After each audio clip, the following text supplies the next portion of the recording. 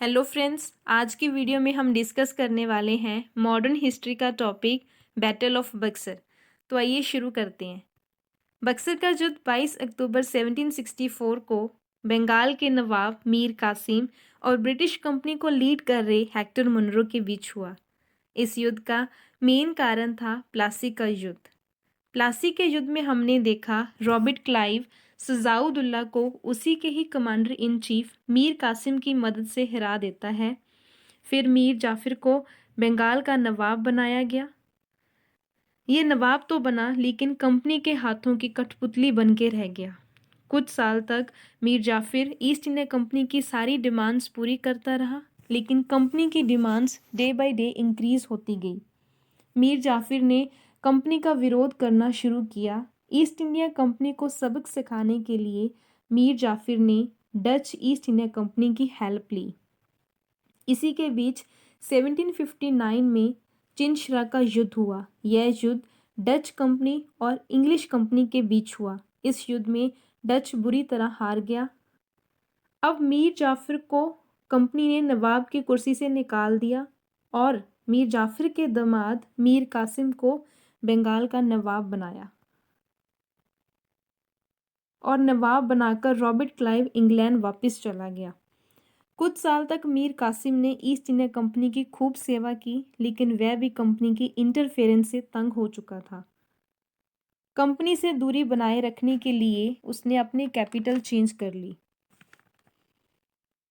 और अपने एरिया में सभी ट्रेडर्स को टैक्स फ्री कर दिया। इस बात का सबसे बड़ा झटका लगा कंपनी को, क्योंकि कंपनी पहले जीरो परसेंट टैक्स पे करती थी और लोकल ट्रेडर्स 40% टैक्स पे करते थे।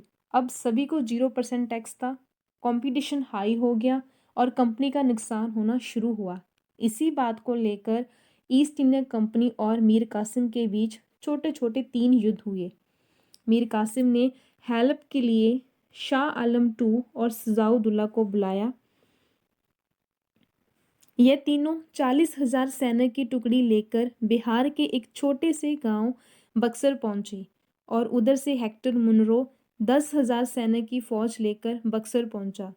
गंगा नदी के किनारे सन 1964 में दोनों फोर्सेस के बीच एक युद्ध हुआ। वह युद्ध था बक्सर का युद्ध। युद्ध के दौरान कासम भाग गया। सजाउदुल्ला और शाह आलम II ने सरेंडर कर दिया। अब 1765 में रॉबर्ट क्लाइव वापस भारत पहुंचा। दोनों फिर फोर्सेस के बीच एक संधि करवाई। वह संधि थी ट्रीटी ऑफ इलाहाबाद। इस संधि के तहत मीर कासिम को बंगाल के कुर्सी से निकाला गया और सजाउदुल्ला को अवध वापस मिला। सजाउदुल्ला अवध के बदले में कंपनी को कोरा और इलाहाबाद देंगे और इसी के साथ 50 लाख रुपीस पे करेंगे। फिर वही इलाहाबाद और कोरा इलाका कंपनी ने सजाउदुल्ला से लेकर शाह आलम II को दे दिया और शाह आलम से कहा कि आप हमें दीवानी राइट्स दे दो। बिहार, बंगाल और उड़ीसा के दीवानी राइट्स हमें दे दो। इस संधि के बाद जब मीर जाफिर की डेथ हुई तो कंपनी खुद बंगाल का नवाब बनी और रॉबर्ट क्लाइव ने dual system of governance Bengal में शुरू कर दिया। युद्ध के बाद ब्रिटिश की कोई रिस्पॉन्सिबिलिटी नहीं थी, लेकिन फिर भी वो पावर में थे। इंडियन रूलर्स की सारी रिस्पॉन्सिबिलिटी थी, लेकिन उनके पास कोई पावर नहीं थी। हम कुछ MCQs कर लेते हैं।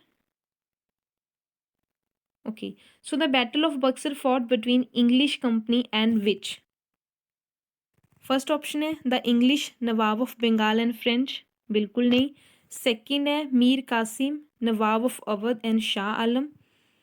थर्ड ऑप्शन है Akbar II nawab of Bengal and nawab of Awadh आएगा।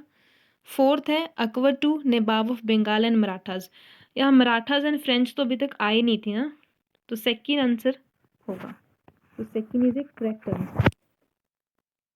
यह युद्ध मीर कासिम बंगाल के जो नवाब थे, अवध के नवाब और शाह आलम II के बीच हुआ। सेकंड क्वेश्चन है कि चिनशुरा का युद्ध कब हुआ? 22 अक्टूबर 1764 को, 25 नवंबर 1759 को, 23 जून 1757 और 17 नवंबर 1759 को। चिनशरा का युद्ध हमने पढ़ा कि ये डच और ईस्ट इंडिया कंपनी के बीच हुआ, तो ये B option is the correct answer, 25 November 1759 को। नेक्स्ट क्वेश्चन है, with which treaty battle of Buxar ended. हमने रिसेंटली रीड किया treaty of Aligarh, treaty of Allahabad, treaty of Bengal और treaty of Surat. So the correct answer is treaty of Allahabad. Treaty of Aligarh battle of Plassey में हुई थी and treaty of Allahabad battle of Buxar में। तो the next question is battle of Buxar was a cause affect of which of the following battle. Question है कि बक्सर का युद्ध किसके कारण हुआ, कार्नेटिक वॉर के कारण, चिनशरा युद्ध के कारण, प्लासी के युद्ध के कारण और the none of the these. So the correct answer is battle of Plassey. So the last question is who started the dual system of governance. किसने शुरू किया था ड्यूअल सिस्टम ऑफ गवर्नेंस, इसका आंसर आप मुझे कमेंट बॉक्स में बताइए। सो दोस्त, अगर आपको ये वीडियो अच्छा लगा तो please subscribe, like and share करो।